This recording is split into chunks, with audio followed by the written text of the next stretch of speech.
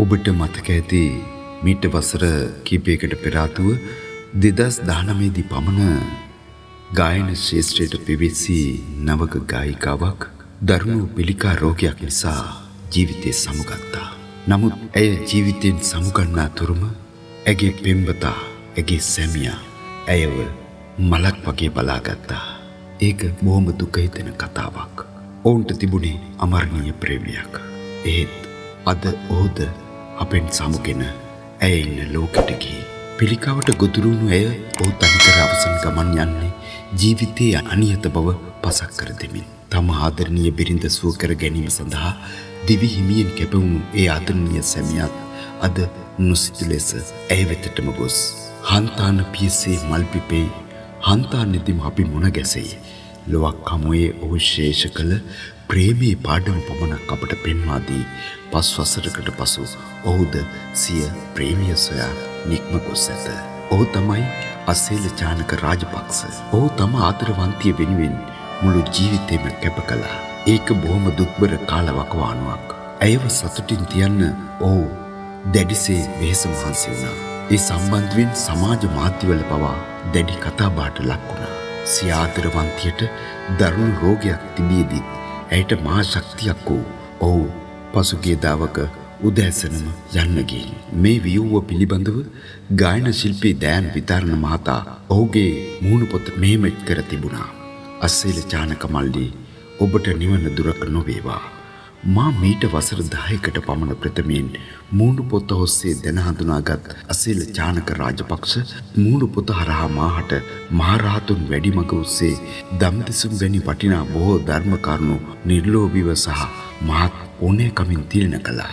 එමෙන්ම ඔහු ගායකයෙක් ලෙසද එකල නිකුත් කළ ගීතයක් මා වෙත ඔහු 2015 දී මුහුණු පොත ඔස්සේම එව්වා. ආචාර්ය සුජාතා අත්තනායක ගායන වේදිනියවද මහත් ගෞරව භක්තියෙන් සමීපව ඇසුර කළ ඔහු ඇගේ ඡායාරූපයේද අවැසි විට මගෙන් ඉල්ලාගෙන තියෙනවා. 2019 වසරේ අග භාගයේදී පමණ ඔහු මා දුරකථනයෙන් අමතා තම සෙනෙහවන්ත බිරිඳ පිළිකා රෝගයෙන් පෙළෙන බවත්, ඇය ඉතා හොඳින් ගී ගයන බවත්, දැනට දීගොඩ කුමාරයන් යටතේ ආධ්‍යාත්මික ප්‍රතිකාර ගන්මින් පසුවන බවත් මාහට පැවසුවා.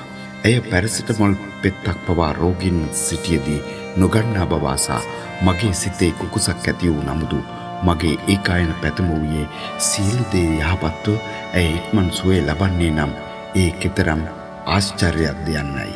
ඇගේ ගීතයන්ට මාහට අසේල විසින් අසන්නට එවා තිබූ අතර එම ගායනාවන් අසාද මා ඇයද සමග යුග ගීතයක් ගැයීමට ප්‍රිය බව පැවසුවා. මාහට මල් රේණුවක් ගීතය ලියූ නැසී ගිය රංජි අමරාවතී විසින්ම යුග ගීතයක් අප දෙදෙනාට ගැයීමට ලියා දුන් අතර මාය අසේලට ලබා දීමෙන් පසු එය දේවින්ද පතිරාජ නම් අයෙක්ට සංගීතවත් කිරීමට බාර දුන් බවද ඔහු මට පැවසුවා.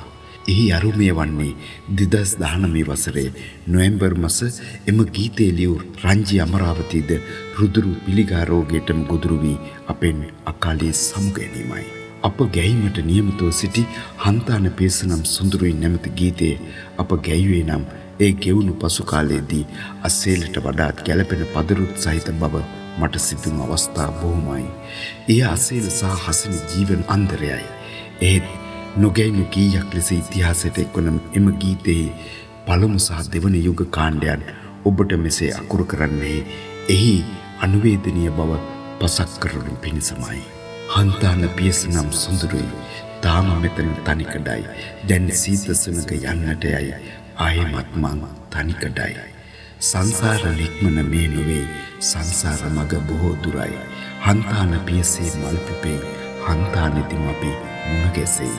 කීර්ති පැස්කුවෙල් අයියාගේ මනමාල හැන්දෑව ප්‍රසංගයේ දිනේ මා හසිනි සහ අසේල දෙපළට මුල්වරට සජීවීව දුටු අතර ප්‍රසංග අවසානයේ ඔවුන් පෙන්වන්නට නොසිටි බැවින් මා ගෙදරට පැමිණි වහාම අසේල ඇමතුවා.